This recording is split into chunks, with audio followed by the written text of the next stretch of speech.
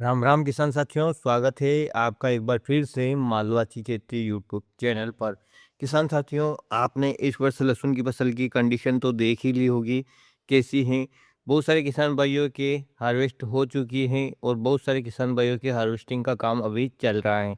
फसल कम अवधि में पक गई है किसान साथियों, उससे उसकी पैदावार इस वर्ष से काफ़ी ज़्यादा कम होने की पूरी पूरी संभावना है। एक तो फसल में क्वालिटी नहीं है, दूसरी क्वांटिटी नहीं है, यानी उत्पादन भी कम है, गुणवत्ता भी कम है, कण का साइज भी सही नहीं मिला है। लेकिन किसान साथियों, क्या आपने कभी सोचा है कि जिस लहसुन की खेती में हम दिन रात एक कर रहे हैं, उसकी वास्तविक क्षमता क्या है? क्या हम उसका उत्पादन ले रहे हैं जितना विज्ञान और गणित कहता है? आज हम बात करेंगे एक ऐसी ही तकनीक के बारे में किसान साथियों, जो आप जान पाएँगे कि आपके 1 बीघा में, 1 हेक्टेयर में या जो भी आपका एरिया है उसमें अधिकतम कितना लहसुन का फसल हो सकता है। आंकड़ों के हिसाब से हम बात करेंगे। अक्सर हम 10 से 15 क्विंटल प्रति बीघा से हमारा लहसुन हो जाता है तो हम खुश हो जाते हैं और कहते हैं कि बहुत बढ़िया हुआ है। आज मैं आपको कागज़ और कलम पर दिखाऊँगा कि हम रिकॉर्ड तोड़ उत्पादन से कितना दूर हैं और कृपा कहाँ पर अटकी हुई है, यानी हम गलती कहाँ कर रहे हैं जिससे कि हमारा जो उत्पादन है वो काफ़ी कम है। तो पूरी जानकारी के लिए आप वीडियो को लास्ट तक ज़रूर देखिए। सबसे पहले एक कैलकुलेशन करते हैं। मान लीजिए हम एक वैरायटी जो कि सामान्यतः 130 से 145 दिन के आसपास पक जाती हैं और नई वैरायटी है किसान साथियों जी 282। हालांकि ये वैरायटी प्रचलन में अब हमारे क्षेत्र में ज़्यादा है, लेकिन ये काफ़ी ज़्यादा पुरानी वैरायटी है।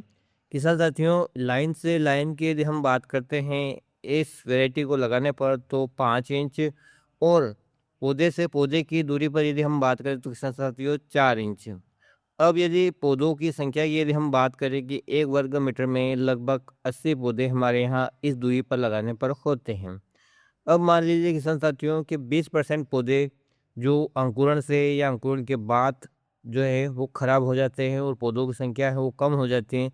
तो जो बाकी जो पौधे बचते हैं हमारे 1 वर्ग मीटर में, वो होते हैं 64। अब किसान साथियों, एक कण का वजन यदि हम एवरेज रूप से यहाँ पर देखें, वजन एवरेज रूप से है ये कम भी हो सकता है या किसी कण का ज़्यादा भी हो सकता है। 35 ग्राम इसे हम मान लेते हैं किसान साथियों, क्योंकि जी 282 जो वैरायटी है इसके लिए ये एक मामूली बात है, तो फिर भी हम यहाँ पर इसे एवरेज रूप से मान रहे हैं। तो 64 पौधों से जो प्राप्त वजन होगा किसान साथियों 35 ग्राम के हिसाब से, वो होगा 2.25 किलो के आसपास। अब यदि हम क्षेत्रफल का गणित यदि लगाते हैं किसान साथियों कि हमारे 1 हेक्टेयर में कितने पौधे होंगे तो हमें कितना वजन मिलना चाहिए, तो 1 हेक्टेयर में जैसा कि आप जानते हैं कि 10,000 वर्ग मीटर होते हैं। उसमें से किसान साथियों जब हम मेड़ और नाली बनाते हैं फसल को बिजाई करने के लिए, तो 30% की जगह को हम छोड़ देते हैं। तो बचती है किसान साथियों 7,000 मीटर। अब 7,000 मीटर हमारे पास जो जगह है वो बची है और 1 मीटर में हमारा 2.25 किलो उत्पादन हुआ है। तो किसान साथियों 7,000 वर्ग मीटर में लगभग हमारा 15,680 किलो वजन होना चाहिए, यानी कि 156 क्विंटल के आसपास। क्या किसान साथियों इतना उत्पादन हमारे यहाँ पर हो रहा है? बीघा के हिसाब से यदि किसान साथियों हम इसे कन्वर्ट करें तो 20 आरी का यदि हम बीघा मान लेते हैं तो 20 आरी में 2,000 वर्ग मीटर होते हैं। तो उसका आप कैलकुलेशन कर लीजिएगा, तो ये आएगा किसान साथियों 31 कुंटल के आसपास। यदि आपका 25 आरी का बीघा है तो आप किसान साथियों जो 2500 वर्ग मीटर में आप गुणा कर दीजिएगा 2.25 किलो का, तो आपका जो वजन है प्रति बीघा के हिसाब से आ जाएगा। क्योंकि हमारे यहाँ पर बीघा छोटे बड़े होते हैं तो उसी हिसाब से आप किसान साथियों जो उत्पादन है वो आपको अलग अलग देखने को मिलेगा। लेकिन वर्ग मीटर के हिसाब से यदि आप देखते हैं तो किसान साथियों वही क्षेत्र के हिसाब से एवरेज रूप से निकलता है, जितना इसमें मैंने अभी आपको बताया।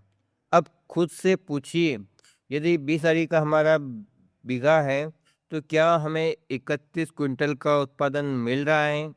ज़्यादातर किसान 12 से 18 क्विंटल के बीच में सिमट जाते हैं। आखिर 15 क्विंटल का अंतर कहाँ गायब हो गया है।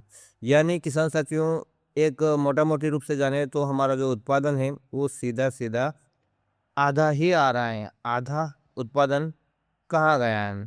दोस्तों, समस्या गणित में नहीं है, जैसा कि मैंने आपको भी कैलकुलेशन करके बताया है, हमारे प्रबंधन और दिमागी अवरोध में है। चलिए गलतियाँ को पकड़ते हैं कि हम कहाँ गलतियाँ करते हैं। सबसे पहले बात करें किसान साथियों कि हमने 35 ग्राम का जो औसत माना है, लेकिन असलियत में आधे कण तो छर ही रह जाते हैं। क्यों रह जाते हैं? क्योंकि आखिरी 30 दिनों में हम वो प्रॉपर मैनेजमेंट नहीं कर पाते हैं जिसकी फसल को ज़रूरत होती है।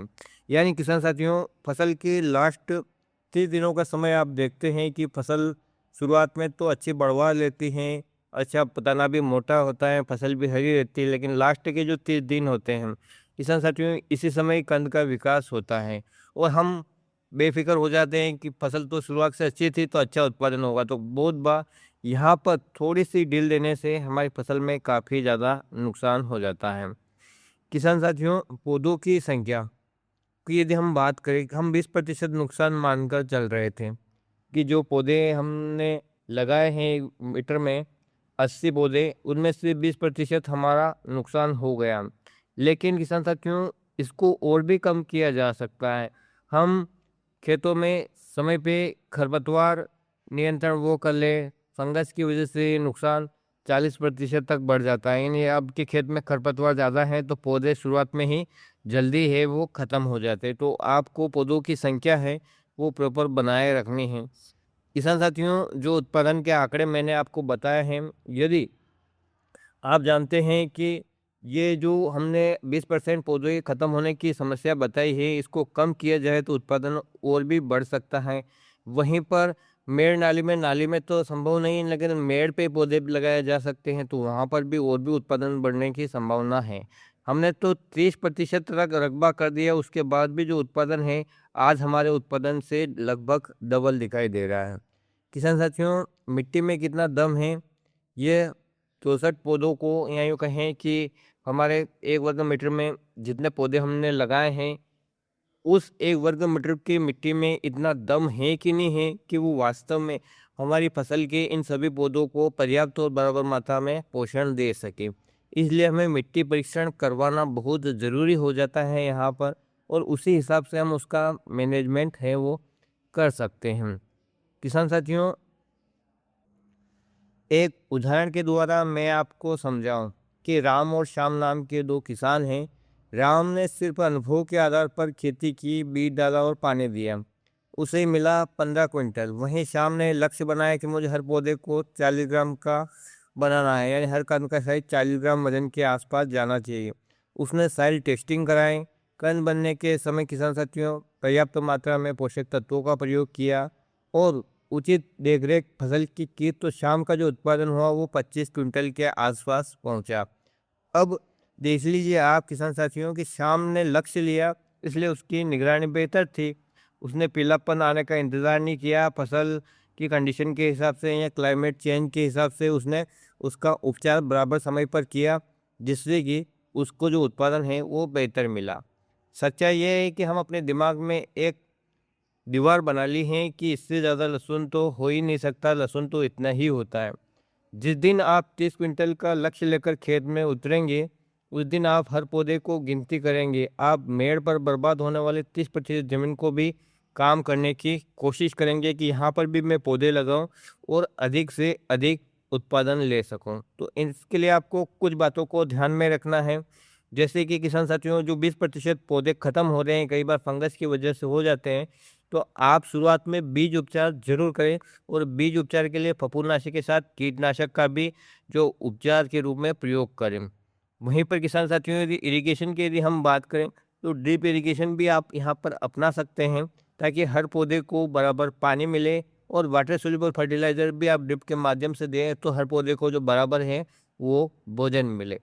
तो किसान साथियों, अगली बार जब भी आप लहसुन लगाने के विचार मन में आए तो ये गणित याद रखिएगा। आपकी मेहनत में कमी नहीं है, बस उसे सही दिशा की ओर लक्ष्य की ज़रूरत है। अगर आपको ये गणित समझ में आया है तो वीडियो को शेयर करें, ताकि हर किसान भाई अपनी क्षमता पहचान सके और वो लहसुन से वास्तविक उत्पादन है वो ले सके। किसान साथियों, समय समय पर मैं आपको इसी प्रकार की जानकारी है वो देते रहूँगा। तो उम्मीद करता हूँ कि आज का वीडियो आपको पसंद आया होगा। पसंद आया तो प्लीज़ वीडियो को लाइक और चैनल को सब्सक्राइब ज़रूर कीजिएगा। फिर मिलेंगे एक नए वीडियो में नई जानकारी के साथ। तब तक के लिए जय हिंद, जय जवान, जय किसान।